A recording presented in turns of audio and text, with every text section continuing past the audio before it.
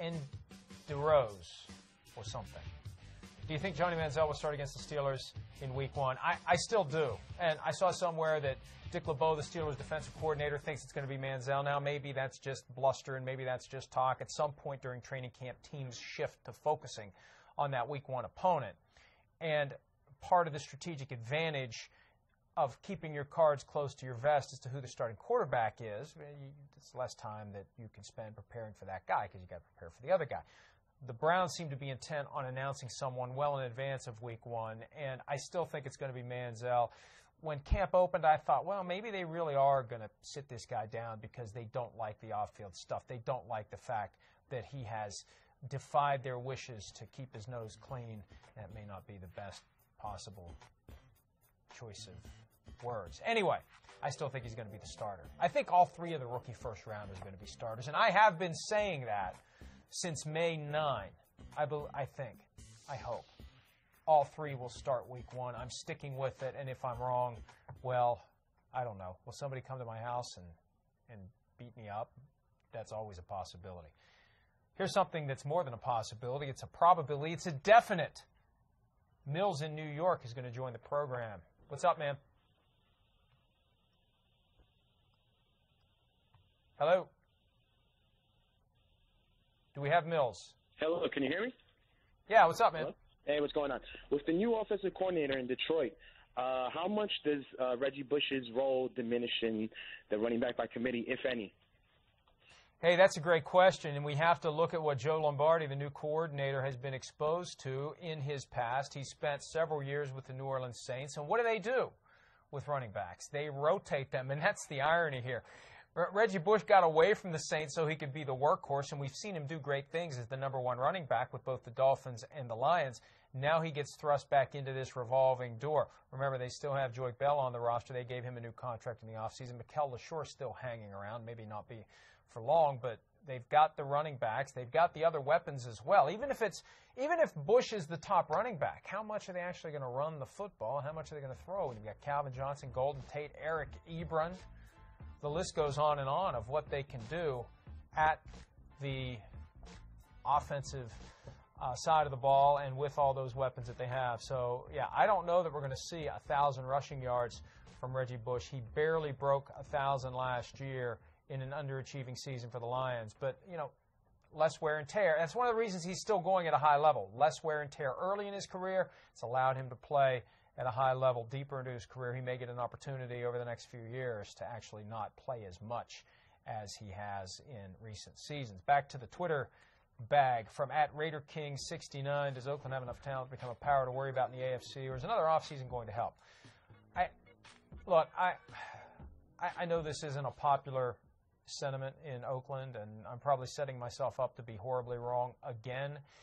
I think every team right now has plausible hope to make it to the postseason and, in turn, plausible hope to win the Super Bowl, except for the Oakland Raiders. I know they went out and signed a lot of recognizable names in free agency, but those veteran players, those older players, they were available for a reason. I also think that the Raiders maybe overpaid some of these guys. They had a lot of cap space to spend. They had that embarrassment with Roger Saffold when they signed him to a contract and they failed him on the physical, and just a weird vibe coming out of Oakland right now, and I think it begins at the top of the organization between that and where the team is going to be. And you get the impression that Mark Davis would move on from his head coach, possibly move on from his GM, but he doesn't want to buy out the contracts, and Davis doesn't want to necessarily pay what it's going to take to get somebody else. I don't think the Raiders can make it to the postseason this year, not with their schedule. You combine the talent, you combine the ownership, you take in the schedule.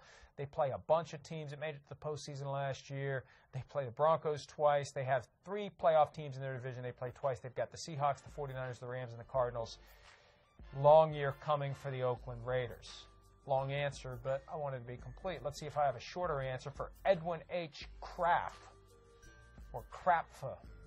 Will the Patriots add Jermichael Finley or Dustin Keller? That's at the tight end position. Rob Gronkowski, there's always going to be ready for Week 1. I'll believe it when I see it, because this guy had a torn ACL, and he is not going to put himself at risk. I know he says he's not going to change his playing style, but until he's able to play, until he's 100%, until that torn ACL is fully healed, he's not going to expose himself to an unnecessary risk. We saw it last year with the broken arm. We're going to see it this year. I am not ready to say that he'll be out there week 1, which means maybe they need some other help.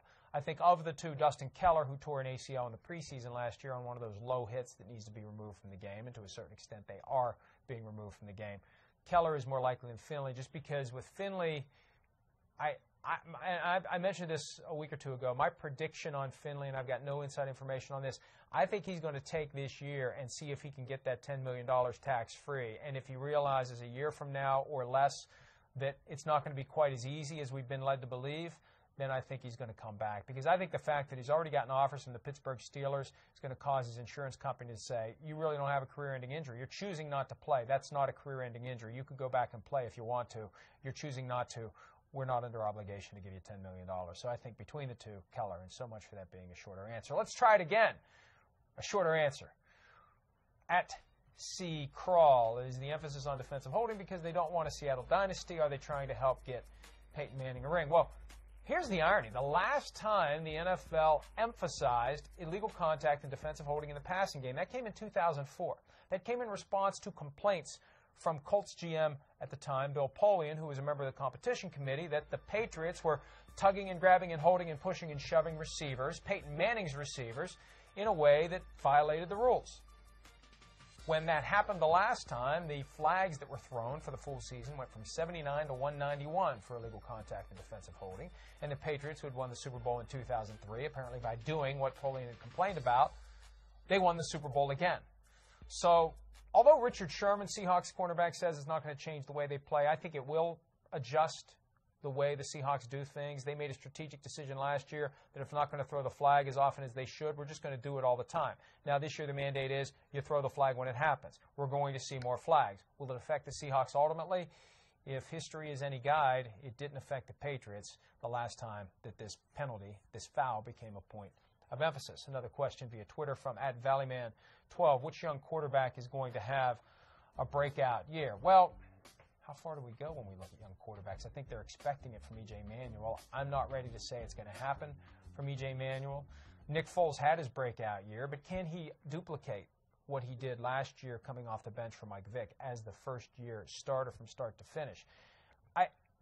If Bill Lazor is able to get Ryan Tannehill adjusted to the offense that he brought down from Philadelphia, I think Tannehill has the opportunity to do it. Tannehill was better last year. His offensive line was horrible. It can't be much worse this year.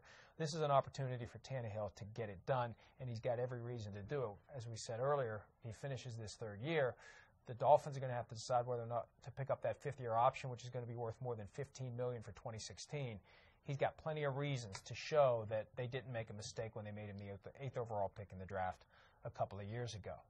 And that is it for today's edition of PFT Live. Great stuff from Tim Graham. I know it was a little bit longer than usual, but it was a lot of good stuff about the Bills sale and about the Bills' fortunes on the field for 2014. We'll be back tomorrow with another edition of PFT Live. Training camps full swing, preseason slate coming up, full go on Thursday night. And this is a great time of year because the football gets spread over multiple days. We don't have to take it all in at once between 1 p.m. and 7 p.m. Eastern Time on a Sunday afternoon. We can watch the games, we can study the games, we can see what happens, and we can cross our fingers that the players on our favorite teams and or the players on our fantasy lineup don't suffer a serious injury during these games that don't count. Check us out around the clock at ProFootballTalk.com. Remember to tune in 5:30 p.m. Eastern Time today and every weekday. Jason Taylor in studio, Ross Tucker in studio.